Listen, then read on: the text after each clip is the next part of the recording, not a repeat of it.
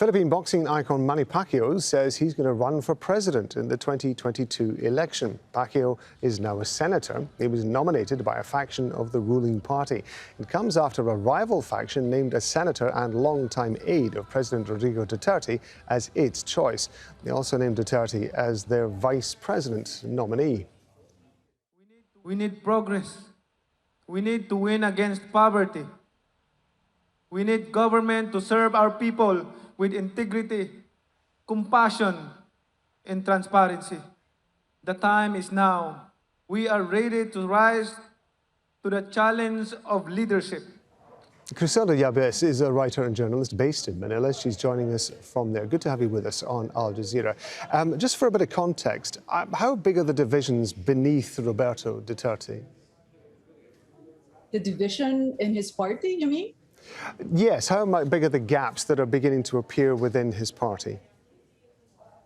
Well, it looks like they can't seem to decide what to do. I mean, a lot of political observers seem to think that there is a show going on, some kind of a circus.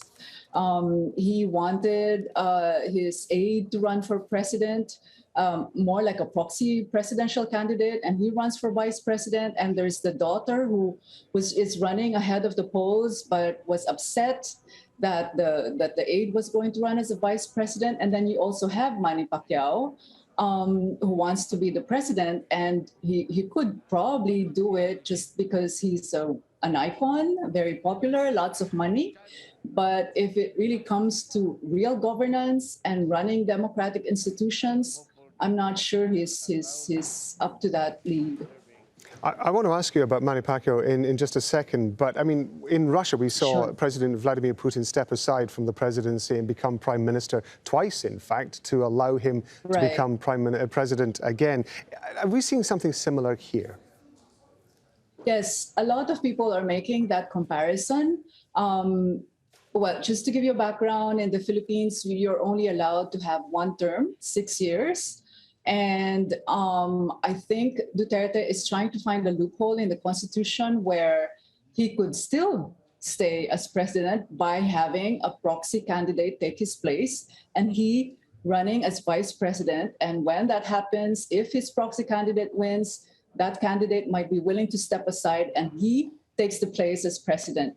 So we're seeing that scenario. That's one scenario.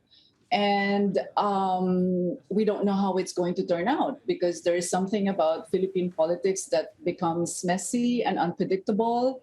And we're all on our toes. We're holding our breath. We don't know how things will be.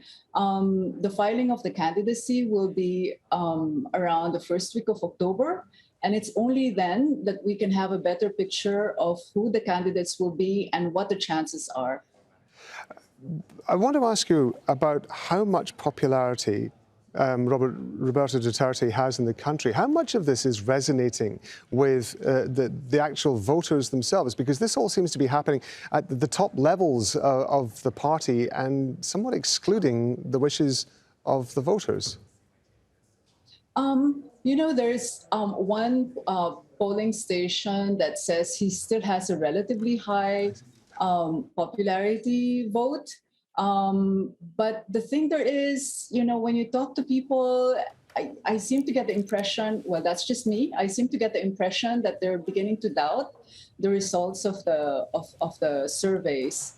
But I think you also have to put in the situation, the situation of the pandemic, because for the past 2 years, clearly, the government hasn't been able to do anything about it. And recently, there's a big controversy, well, basically, it's a corruption scandal, actually, that involves a very dubious company run by one of Duterte's former economic advisors. So, you know, people are beginning to wonder if he was really up to it, if he really knew what he was doing.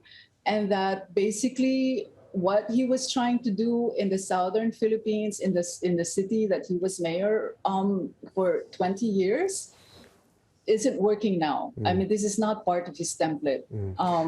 So there's the pandemic, it's not working, and people are suffering. People are, you know, hungry, losing their jobs, and I think that's going to play well into what might happen next year. What qualities do you think Manny Pacquiao needs to be able to demonstrate before then to be able to run effectively against Rodrigo Duterte? Knowledge of governance, it's as simple as that, and intelligence too. I mean, he was not exactly an exemplary senator. You've seen videos of him being coached by his staff on what he has to say when there's a debate on the floor. So, I mean, the problem with Philippine politics is that it's also become like a popularity contest. So in that case, you know, he could win easily because of that, because he's an icon, he's a boxing champion. But really, when it comes to the nitty-gritty of running a country, I can't say he knows the ropes. Yeah. Criselda Yabes, we appreciate your time, ma'am. Thank you very much indeed. Thank you.